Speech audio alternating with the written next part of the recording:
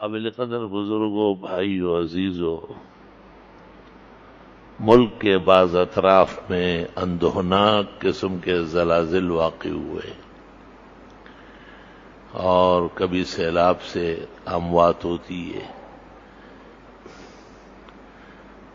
آئے دن کسی نہ کسی الجھن میں اور خدائی پکڑ میں ملک کا کوئی حصہ گرفتار ہوتا ہے۔ یہ ایک آدمیت کا تقاضا ہے کہ جب اسے کوئی تکلیف پہنچے تو اسے اللہ کی طرف سے تنبیہ سمجھتا ہے اور وہ یہ یقین کر لیتا ہے کہ یقیناً میرے اعمال و افعال کی لغزش میری زندگی کے طور طریقوں میں ایسی خطا اور میرے روش میں ایسی تضاد موجود ہے جس کی وجہ سے مجھے یہ دن دیکھنے پڑے۔ بہت ممکن ہو کہ اللہ کے ہاں کسی کو سعادت و شہادت دینی ہو، کسی کو ایک درجہ اور مقام مقدر ہو اور وہ اس کے برابر اعمال نہیں کر پا رہا، اسے بڑے تکالیف اور مصائب اور شدائد میں ڈال کر اسے اس مقام اور درجے تک پہنچا دیتا ہے۔ مستدرک حاکم میں جناب نبی کریم صلی اللہ علیہ وسلم کی ایک مرفوع متصل مسند حدیث موجود ہے، اذا اراد اللہ بعبد خیرا عجلہ فی العقوبہ، جب اللہ تعالیٰ کسی بندے کے بارے میں خیر کا ارادہ کر لیتا ہے تو اسے جلدی پکڑ لیتا ہے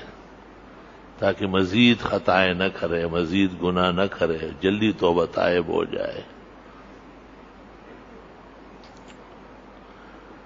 یہ ٹھیک ہے اور ہمارا فرض بنتا ہے کہ ان پریشان حال اور ان قسمت کے فریفتہ اور برافروختہ انسانوں تک ہمارا تعاون پہنچنا چاہیے، کسی نہ کسی طریقے سے ان کے زخموں پر مرہم رکھنا، ان کی آہ و بکا کو تسلی اور تشفی دینا، ان کی مشقت آمیز زندگی کو قدر سہولت دینا۔ ایک مومن مشرق میں اور دوسرا مغرب میں ہو وہ اس کے لیے فکر مند ہوتا ہے، کیونکہ درمیان میں کلمے کا بہت بڑا رشتہ ہے جو انبیاء نے، مرسلین نے، اولیاء نے، متقین نے قائم فرمایا ہے، اور سب کے سرتاج اور سپہ سالار قائد الخیر کلہ، شافع المحشر محمد مصطفیٰ احمد مجتبی و ولی اللہ و امینہ علی الوحی و عبدہ المجتبی و عبدہ المعتبد والمنتخب فی کل الورى،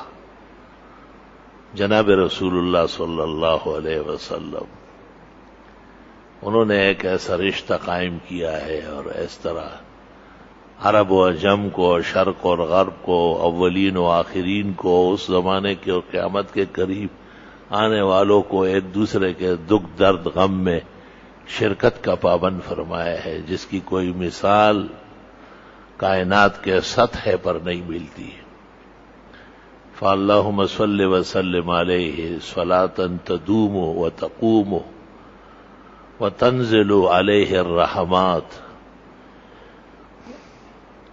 وَاللَّهُمَّ صَلِّ وَسَلِّمْ عَلَيْهِ كَمَا تَلِيقُ بِشَانِهِ الرَّفِيعِ، وَاللَّهُمَّ صَلِّ وَسَلِّمْ عَلَيْهِ وَعَلَى آلِهِ وَأَصْحَابِهِ وَأَتْبَاعِهِ وَذُرِّيَّاتِهِ وَأَزْوَاجِهِ الْمُشْتَرِكِينَ عَلَيْهِ فِي الْخَيْرِ وَالسَّعَادَةِ إِلَى يَوْمِ الْقِيَامَةِ۔ چند چیزیں ایسی ہیں جن پر نگاہ ڈالنے سے کچھ احساس ہوتا ہے کہ واقعی ہم سے غلطیاں ہو رہی ہیں۔ بخاری شریف میں ہے کہ آپ نے صحابہ کو ایک موقع پر کہا کہ میں تمہیں پیچھے سے پکڑ پکڑ کے پیچھے کر رہا ہوں، ورنہ تم تو آگے بڑھ کے اور زور لگا کے اور جہنم میں جانا چاہتے ہو۔ مطلب یہ ہے کہ اگر نبوت کی ہدایت نہ ہو اور پیغمبرانہ شفقت نہ ہو